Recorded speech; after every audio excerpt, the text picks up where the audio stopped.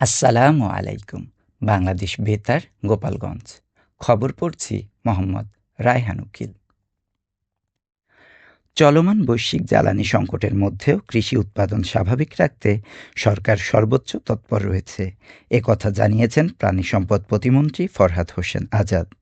গতকাল দুপুরে ফরিদপুর পানি উন্নয়ন বোর্ডে কর্মকর্তাদের সঙ্গে মতবিনিময় শেষে তিনি সাংবাদিকদের এ তথ্য জানান। প্রতিমন্ত্রী বলেন, বিশ্বব্যাপী জ্বালানি সংকট ও তেলের দাম বৃদ্ধি পেলেও দেশে এখনও তেলের দাম বাড়ানো হয়নি, বরং বিভিন্ন এলাকায় সেচের জন্য বাড়তি তেল সরবরাহ করা হচ্ছে।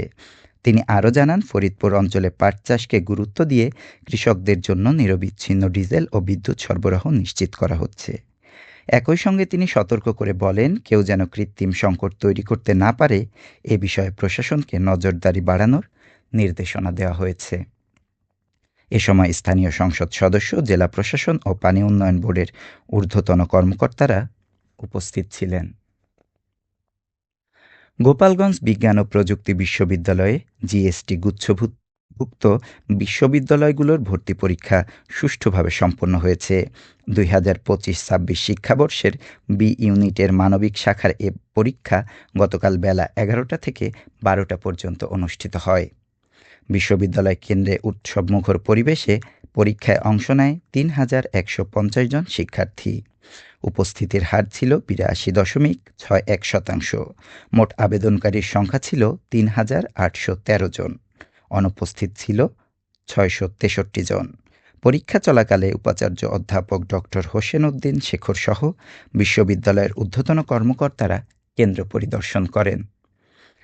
পরিদর্শন শেষে উপাচার্য জানান, কোনো ধরনের অপ্রীতিকর ঘটনা ছাড়াই পরীক্ষা শান্তিপূর্ণভাবে সম্পন্ন হয়েছে। ফরিদপুর জেলা আইনজীবী সমিতির বার্ষিক নির্বাচন সম্পন্ন হয়েছে। 15টি পদে অনুষ্ঠিত এ নির্বাচনে সভাপতিসহ 7টি পদে বিএনপি সমর্থিত প্যানেল বিজয়ী হয়েছে। বাকি পদগুলোতে জয় পেয়েছেন অন্যান্য প্যানেলের প্রার্থীরা। গত বৃহস্পতিবার সকাল 9টা থেকে বিকাল 3টা পর্যন্ত বিরতিহীনভাবে ভোট গ্রহণ অনুষ্ঠিত হয়। পরে ভোট গণনা শেষে রাত 11টায় ফলাফল ঘোষণা করা হয়। নির্বাচনে সভাপতি নির্বাচিত হয়েছেন লিয়াকত আলী খান বুলু। এছাড়া সহসভাপতি মতিউর রহমান নিজামী, সাধারণ সম্পাদক মোহাম্মদ জসিমউদ্দিন মৃধা এবং সহসাধারণ সম্পাদক মোহাম্মদ রেজাউল হোসেন শামীম নির্বাচিত হয়েছেন। অন্যান্য গুরুত্বপূর্ণ পদে অর্থ সম্পাদক মোহাম্মদ সরোয়ার হোসেন, আইটি সম্পাদক মাসুম মিয়া, ক্রিয়া সম্পাদক মেহেদি হাসান টিটো এবং অডিট সম্পাদক শেখ সেলিমুজ্জামান রুকু বিজয়ী হয়েছেন। এছাড়া প্রচার সম্পাদক পদে বিদ্যুৎ কুমার চৌধুরী এবং নির্বাহী সদস্য পদে একাধিক প্রার্থী নির্বাচিত হয়েছেন।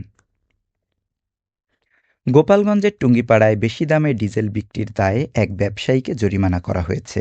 গতকাল দুপুরে ভ্রাম্যমাণ আদালত এ অভিযান পরিচালনা করে। জানা যায়, সোহাগ শেখ নামে ওই ব্যবসায়ী 100 টাকায় ক্রয়কৃত ডিজেল প্রতি লিটার 150 টাকায় বিক্রি করছিলেন। পরে জাতীয় নিরাপত্তা গোয়েন্দা সংস্থার সহায়তায় তাকে আটক করা হয়। নির্বাহী ম্যাজিস্ট্রেট ও সহকারী কমিশনার ভূমি আল আমিন হালদার তাকে ৬,০০০ টাকা জরিমানা করেন। এ সময় সতর্ক করে বলা হয়, ভবিষ্যতে এমন অপরাধ করলে কঠোর ব্যবস্থা নেওয়া হবে। মাদারীপুর সদর উপজেলার মোস্তফাপুর এলাকায় আধিপত্য বিস্তারকে কেন্দ্র করে দুই পক্ষের সংঘর্ষে অন্তত ৬ জন আহত হয়েছেন। গতকাল সকালে এ ঘটনা ঘটে। স্থানীয়রা জানায়, ইদ্রিস হাওলাদার ও শামসু সর্দার গ্রুপের মধ্যে দীর্ঘদিন ধরে বিরোধ চলছিল। এর জের ধরেই উভয় পক্ষ দেশীয় অস্ত্র নিয়ে সংঘর্ষে জড়িয়ে পড়ে। সংঘর্ষের সময় অর্ধসহ ককটেলের বিস্ফোরণ ঘটে। এছাড়া কয়েকটি দোকানপাটে ভাঙচুর ও লুটপাটের ঘটনাও ঘটে। এতে আতঙ্ক ছড়িয়ে পড়ে এবং কিছু সময়ের জন্য ঢাকা-বরিশাল মহাসড়কে যান চলাচল বন্ধ হয়ে যায়। পরে খবর পেয়ে পুলিশ ও সেনাবাহিনীর সদস্যরা ঘটনাস্থলে গিয়ে পরিস্থিতি নিয়ন্ত্রণে আনেন। আহতদের উদ্ধার করে মাদারীপুর 250 শয্যা জেনারেল হাসপাতালে ভর্তি করা হয়েছে। সদর মডেল থানার ভারপ্রাপ্ত কর্মকর্তা আবুল কালাম আজাদ জানিয়েছেন, ঘটনায় জড়িতদের বিরুদ্ধে আইনগত ব্যবস্থা নেওয়া হবে। এবারে শুনুন কৃষি সংবাদ।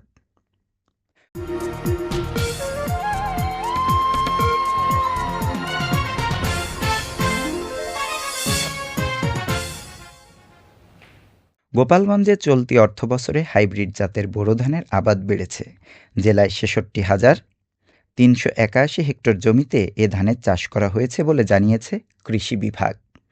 প্রতি হেক্টরে গড়ে ৪.৯৮ মেট্রিক টন ফলনের হিসাব ধরে মোট উৎপাদনের লক্ষ্যমাত্রা নির্ধারণ করা হয়েছে প্রায় ৩,৩৯,৫৭৭ মেট্রিক টন।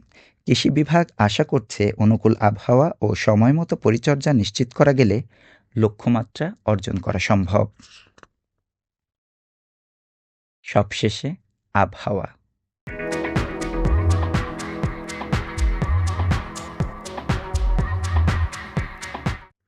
আজ বেলা ১টা পর্যন্ত দেশের অভ্যন্তরীণ নদীবন্দরসমূহের জন্য আবহাওয়ার পূর্বাভাসে বলা হয়েছে, সিলেট অঞ্চলসমূহের উপর দিয়ে পশ্চিম অথবা উত্তর-পশ্চিম দিক থেকে ঘণ্টায় ৪৫ থেকে ৬০ কিলোমিটার বেগে বৃষ্টি অথবা বজ্রবৃষ্টিসহ অস্থায়ীভাবে দমকা অথবা ঝোড়ো হাওয়া বয়ে যেতে পারে। এসব এলাকার নদীবন্দরসমূহকে ১ নম্বর সতর্ক সংকেত দেখাতে বলা হয়েছে। খবর শেষ হলো। আমাদের পরবর্তী খবর প্রচারিত হবে সকাল ১০টা ৩০ মিনিটে বাংলায়।